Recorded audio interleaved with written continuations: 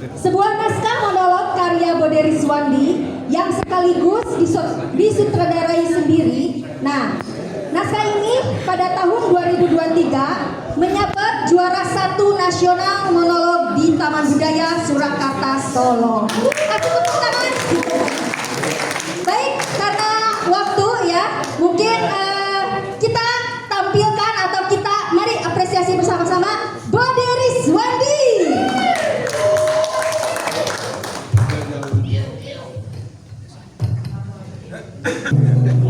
Malam ini saya merasa menjadi tamu yang terhormat karena pada sebuah pasemoan yang diselenggarakan oleh komunitas cermin, saya berhadapan dengan para orang-orang hebat yang kelak akan memimpin rakyat Kota Tasikmalaya.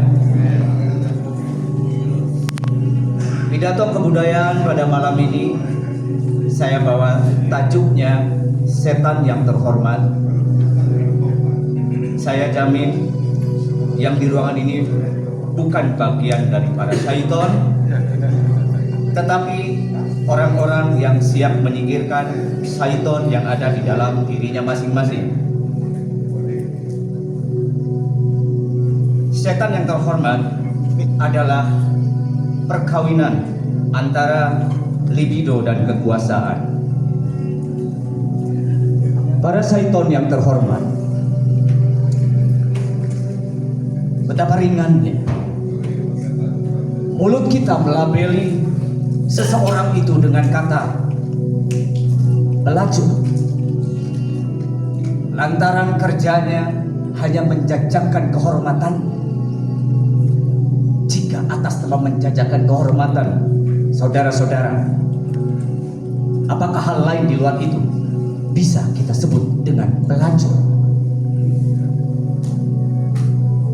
Semisal seorang pejabat negara yang rakus mamam artos rakyat, atau agamawan yang panjang lidahnya mulai terlatih untuk menjual ayat-ayat demi kekuasaan, demi kepentingan partai, demi kepentingan golongannya, atau para pengadil yang berani memutuskan segala perkara berdasarkan berapa banyak pasokan yang dia berikan, atau para kaum intelektual yang tercerai-berai antara teori dengan realitas sosial kemasyarakatan, atau juga para seniman yang sok kritis, yang pandai menulis tentang realitas sosial tetapi dia kopong dalam aksi.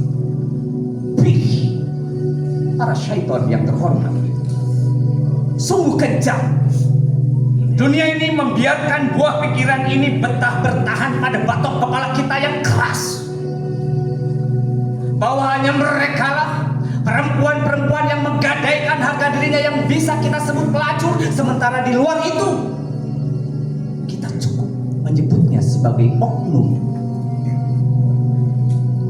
Kasihan, beban mereka sudah sangat berat. Tolong jangan lagi kita bebani, sebab dengan apa yang kita lihat semata, tapi cobalah selami hati kecilnya.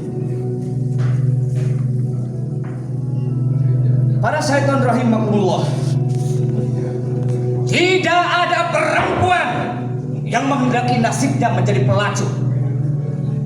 Di rumahnya mereka adalah buah hati yang dulu ketika lahir selalu didoakan oleh ibu bapaknya.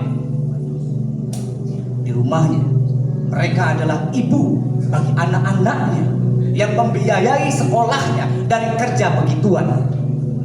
Di rumahnya mereka adalah manusia. Hanya yang membedakan mereka dengan kita persoalan nasib. Ingat, persoalan nasib bukanlah takdir. Kebetulan nasib kami hari ini lebih baik daripada nasib mereka, tapi siapa tahu nasib kita akan lebih buruk daripada nasib mereka di kemudian hari. Auzubillahi min dzalik. Para syaitan yang terhormat, sejenak mari kita dengarkan bagaimana cerita mereka yang stigma sebagai pelacur.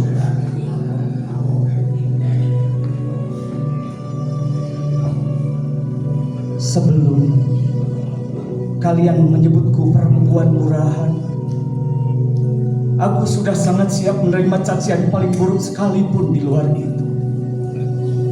Seisi dunia sudah tahu, tak ada alamat baik bagi perempuan seperti kami. Dan seisi dunia juga sudah tahu bagaimana para lelaki telah menyiapkan banyak perisai untuk menutupi aib-aibnya. Tapi tidak bagiku, saudara-saudara. Aku terlahir tidak untuk jadi seperti ini. Cuma keadaan saja yang menjadikan nasib kalian beda dengan nasibku. Ngomong-ngomong soal nasib, maukah kita bertukar nasib? Barangkali dengan demikian kita bisa merasakan bagaimana kemiskinan menjadi tulang punggung dari segala macam kejahatan. Maafkan jika ucapanku terlalu lancar. Mending kalau ceritaku ini ada yang mendengar. Aku tidak yakin kalian yang ada di sini sudi mendengarkan semua ini.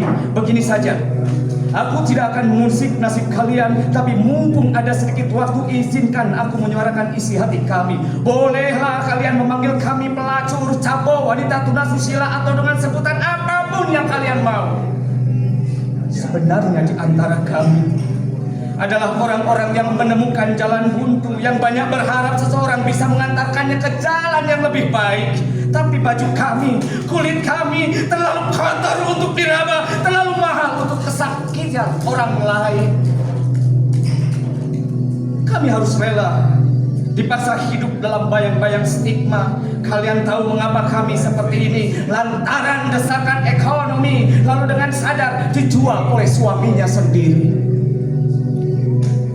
Ada juga yang terusir karena zaman yang semakin gila ini tidak pernah memberikan peluang bagi perempuan seperti saya yang hanya tamatan SD. Kemudian mereka memilih jalan ini juga. Tapi tidak sedikit mereka yang masuk perangkap politik dan jebakan lelaki hidung bintik-bintik, yang bermanis-manis dalam ucap dan rayuan, ujung-ujungnya dijual juga. Kalau semua alasan harus kami sebutkan, aku tak yakin dunia akan kuat menampungnya. Para syaitan yang terhormat, seandainya alasan-alasan itu yang mereka sebutkan, apakah politik kita baik-baik saja?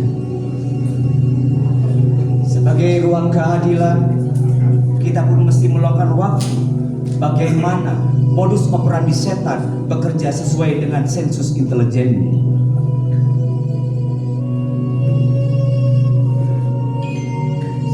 Jangan banyak ngeluh. Jangan banyak ngeluh. Hidup itu untuk dilakoni. Terlalu banyak ngeluh, kalian tidak bakalan banyak duit. Bagaimana kalian bisa membalaskan dendam pada masa lalu jika tidak punya duit? Ya. Sigma busuk itu, Sigma busuk itu akan selesai kalau kalian punya duit. Besok atau lusa kalian sumpah saja mulut-mulut mereka yang nyinyir itu pakai duit. Pasti mereka lupa sendiri mana duit halal dan mana duit haram. Di dunia ini hanya monyet yang tidak butuh duit. Ntar kalau duitmu sudah banyak, boleh kalian menjalin jalan insafnya masing-masing.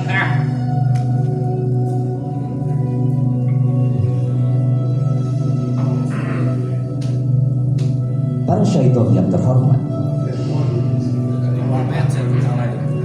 Begitulah tugas setan. Mereka sudah tersertifikasi dalam urusan retorika. Setan ada di mana-mana. Tidak saja di tubuh mereka, tapi dekat dengan tubuh kita. Dan dia selalu bermulut manis, menjanjikan yang manis-manis. Saudara-saudara, saya tidak bisa melanjutkan pidato kebudayaan. Ada kabar, lembaga setan menyatu akan mensomasi saya. Terima kasih.